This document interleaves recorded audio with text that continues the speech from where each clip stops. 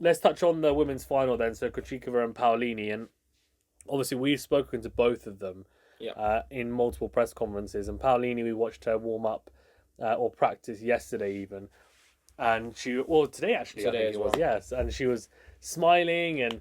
I mean, it's almost infectious, her smile. She has a great Yeah. personality. The crowd here have really warmed to her. She's fantastic, I think, for the sport, and she's in her late 20s. It's been a great run. Yeah. First woman since Serena to make the Roland Garros and Wimbledon final in the same year. And she had heartbreak in Roland Garros to Swiatek. It was a dominating performance from the pole, but she comes up against someone who's yes a Grand Slam champion, and yes she's won doubles titles here, but she hasn't played a Wimbledon singles final here. Yeah. And she is more experienced generally than Paolini, but it's a much easier opponent. I think it's fair to say on paper anyway, than a Rybakina who's won here, than a Sabalenka who's a two-time Grand Slam champion, than even maybe I don't know a Jabeur, I don't know, who's a bit tricky. Krejcikova has her variety, and we'll touch on in a second, but I feel like this presents a really big opportunity for Paolini to not only make this fantastic run that she has at Roland Garros and Wimbledon, but be a really big catalyst in her career to completely propel her, into the sport, into the rankings, even more so than she already has. And what are your thoughts on her before we touch on Krejcikova? Because Yeah. obviously you've watched her a lot as well. So I see. I think Paolini is definitely one of those players who, we see this a lot throughout, especially I would say the WTA side of things. Someone finds a run of form and they can do exceptional things on court. I think that the belief takes over and it really just drives them to, achieve things that perhaps if you looked 3 months ago, you would have laughed about even thinking. Paolini said that, she said that many times that she wouldn't have thought that this would be possible. She's enjoying every moment. As we said, we watched her practice a few times this week. She's always smiling, always making jokes, always sort of cheering everyone up around her. She's not. I don't think she's in a negative headspace or in a stressed headspace, which is something that you would like. You don't want to be in that headspace when going into a Grand Slam final, going into the one in Paris at Roland Garros against Swiatek. I mean, you know what you're getting into. Swiatek is basically the queen of clay. She's basically made that title her own, and it's not really something that maybe going into that one, the belief might have not been fully there. I think there's going to be a lot more belief coming into this one just because of the fact that Krejcikova, obviously, former world number 2, former Grand Slam champion, won many titles, beating the likes of Swiatek, even, at 500 and 1,000 level. I can't remember if she's won 1,000, but definitely at 500 level. And she's definitely an experienced player, but she's also not been that great over the last year. I mean, over the last year, I think fluctuated definitely. her form has been very low. She's also had a lot of health issues and injury problems, so that's also been a reason for that. But it's not going to be a washout victory from a former world number 2 coming into this final, I think. And moving on sort of to Krejcikova side of things, I think she is very happy and very confident and knows that she can do it. She can play her best tennis. She's won many doubles titles before, and she's obviously she knows how to play the big players. But it's a Grand Slam final on grass. The crowd is, in my opinion, going to be fully behind Paolini. I think if we're going to talk in terms of percentages of who the crowd's going to be backing, I'll probably go for like an 80-20 Paolini. Yeah, I think Krejcikova. So too. Yeah. It's going to be interesting to see because Paolini's just the fan favorite at the moment. She's loved. She's got that belief in her. She's got the crowd behind her. She's got everything is going her way. Is she going to be able to capitalize on that and convert this and win a Grand Slam title? Because you never know if this opportunity is ever going to come again. Yep. So is it going to happen? Krejcikova will probably say no. I'm not going to let you do that because obviously she knows that she's beaten Rybakina, who obviously was the favorite, the heavy favorite to win the title here. So there will be that sort of air of confidence. But we saw the likes of Daniil Medvedev beating Yannick Sinner in the way he did, and then losing to Alcaraz. So I think it's going to be a tight one. I mean, I'll ask you for your prediction before I give mine. What do you think is going to happen tomorrow? Yeah, it's an interesting one because I think Krejcikova has the variation to be successful on grass, and I've always been surprised that she hasn't done better in singles. Probably partly down to, as you mentioned, health issues, and she definitely has fluctuated in form even when she's been healthy. There's no doubt about that. There was an infamous quote when she said that she should be part of the conversation of the new big three with Rebecca and Sabalenka and Swiatek, and then she went on to not beat them for the rest of the year, and I think she's now back where I'm sure she thinks she belongs, and she's clearly got the game to succeed on grass. She slices really on the backhand. Her serve has been very consistent this tournament. She served really well against Rebecca, and that's going to be key against Paolini, who is a fantastic returner. Krejcikova has been very solid from the base side and hasn't made a lot of mistakes. She's been very calculated in her aggression as well, and she's got great hands in the net. She's a great doubles player, and that doesn't always translate into being a great volleyer in singles, but she is a great volleyer in singles. So she's got a lot of things going for her, and she's clearly very confident and very, I think, comfortable in her own game right now. For Paolini, I think she's going to have to do something that she didn't do in the semi-final, which is serve a bit better. And I'm not expecting aces from her left, right, and centre. We know she's not exactly definitely more about the placement, though. Yeah, exactly. She's not the towering figure of a Rebecca or Sabalenka, but she needs to, one, make more first serves because she didn't make many first serves in the semi-final, and two, she needs to make sure that, as you say, she's hitting her spots, right? Because Krejcikova, she might not attack the serve as much as Donna Vekic did in the semi-final and hit a load of return winners, but she will try and look to push Paolini back. And Paolini didn't like that, especially in the first against Vekic. It took her a long time to get used to it. And if Krejcikova's serving well, then Paolini's not going to get much of a look in there. She needs to handle her own service games, and that's going to be super important for her. She's going to scrap. We know that. She's going to try and frustrate Krejcikova. She's going to try and stretch out the points as long as she can. And the one thing that's been impressive, I think, with her run here, and what many people wouldn't have realised, is that she didn't actually win a single match on grass until about a month ago in her career, right? Well, I mean, how crazy is that? But she has the weapons. We were watching her practice, and she can flatten out the forehand or the backhand, and she's got a decent. I've seen her hit the drop shot a couple of times. Krejcikova can hit it as well. We saw Vekic utilise it against Paolini, but what's even better, I think, from her is her hands in the net. And she needs to come forward when she can, because even though she's not a towering figure, when she gives herself the opportunity to attack the net, her hand's actually very good. And I watched her against Vekic, and I was really impressed. She reads and covers the net so well. She's so quick. So she needs to do a few things: serve well, frustrate Krejcikova, make sure that she's patient in the rallies, hit with good depth and just good ball quality generally, and then come to the net when she can and try and mix it up. We're not going to expect her to serve and volley, obviously, but look, she needs to do something to disrupt the rhythm of Krejcikova. Paolini doesn't tend to slice a lot, but she's going to have to deal with that a lot with Krejcikova slicing. So it's something for her to bear in mind. But she does tend to get low quite well.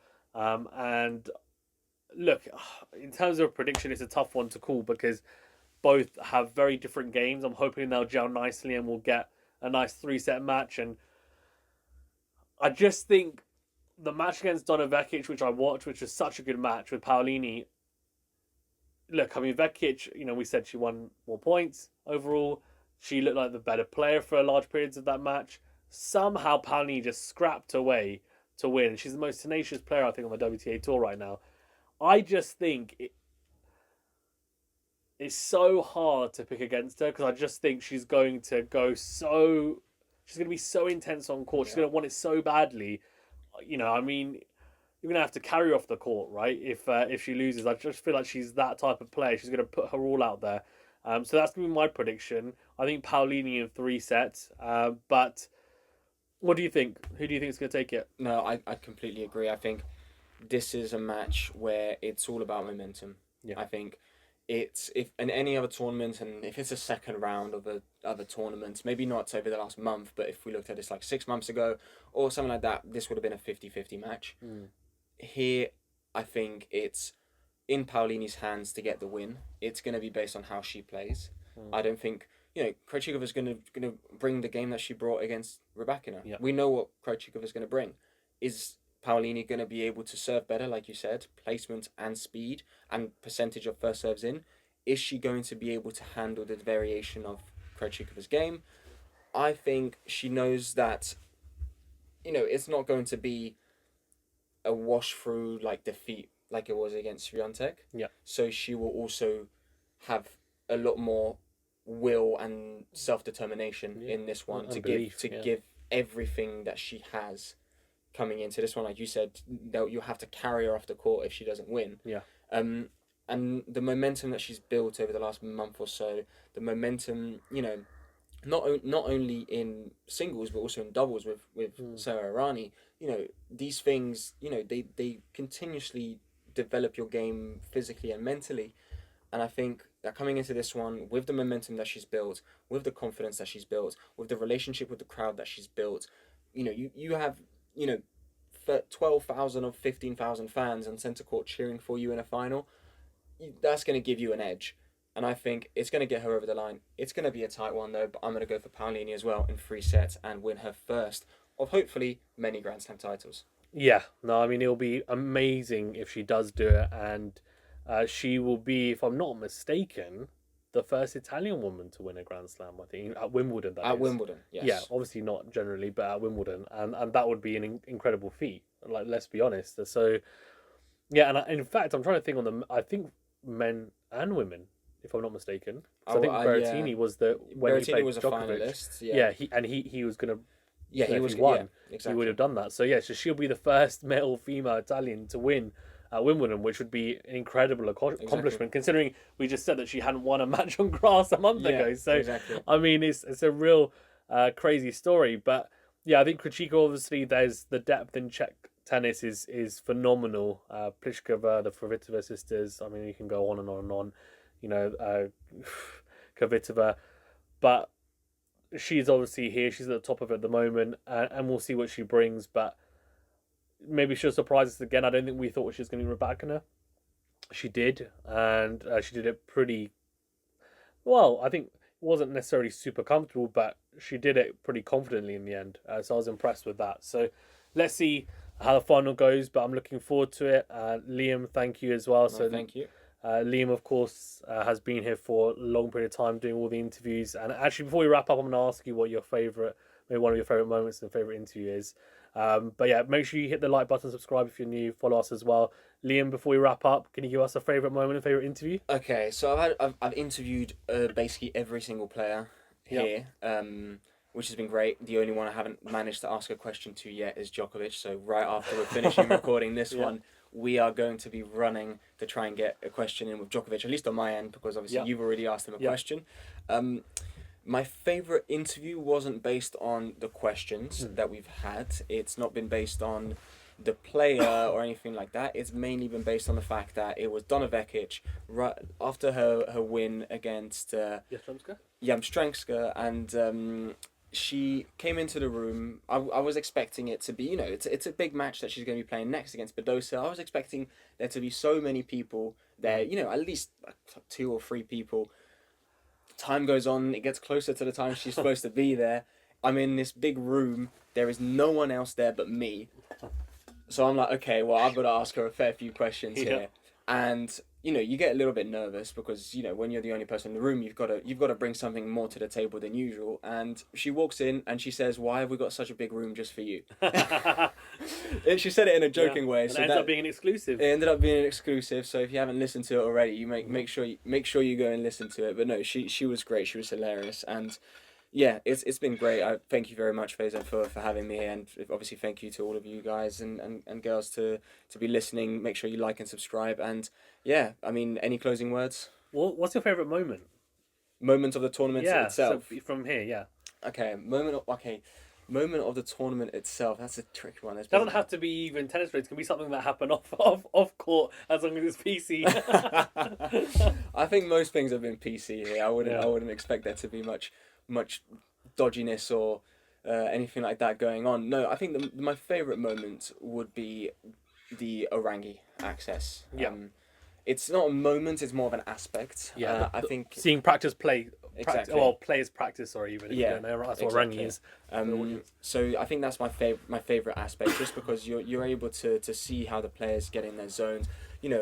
Having been here at Wimbledon many times before, you don't really get that access as a fan, and being able to see behind the scenes how much work actually goes into these things, it really motivates you to sort of, I wouldn't say respect the players more, but understand the sacrifices that they make day in and day out to play at their best. So I think that was my favorite aspect. What about you? Or I'm gonna wait. I'll wait until the end of the Okay. tournament because who knows? Maybe something else will Yeah. pop up. But no, I mean it's been fantastic, and I concur on the Arangi part because in qualies I came here one day in the morning and I watched Djokovic and TFO and Alcaraz, and it was fantastic. And I couldn't believe, people walking past me. Shriontek walked past me and Rebecca was walking past me, and I was just like, I could give them a high five if I wanted to, but obviously as media, you can't do that type of stuff. But it was incredible, and the access you get is fantastic. And we were saying that some of the guys who are able to do video and interviews, they have a limit of 40 minutes, right? So we don't, which is amazing. So you could sit there for a whole day if you wanted to. And maybe next year at qualify, maybe we'll have one person who does qualies and one person that does a ranking for the day, and we just switch each day, for example, or something like that. Even because during that week, obviously they're all practicing. So yeah, I mean, fantastic. And guys, if you haven't already, do make sure you hit the like button, subscribe if you're new, follow us as well. We'll be doing a men's final preview tomorrow, and then of course we'll be doing the women's final, just wrapping up tomorrow, and then on Sunday we'll be wrapping up the men's final and the championship. So we'll probably try and do something next week with as many people who were at Wimbledon as possible. Then we jump on a Zoom call, etc., a video call, maybe live or recorded, and talk about Wimbledon, because I think that's our best experiences. So anyway, see you later, guys. Thanks, guys. And have a good one.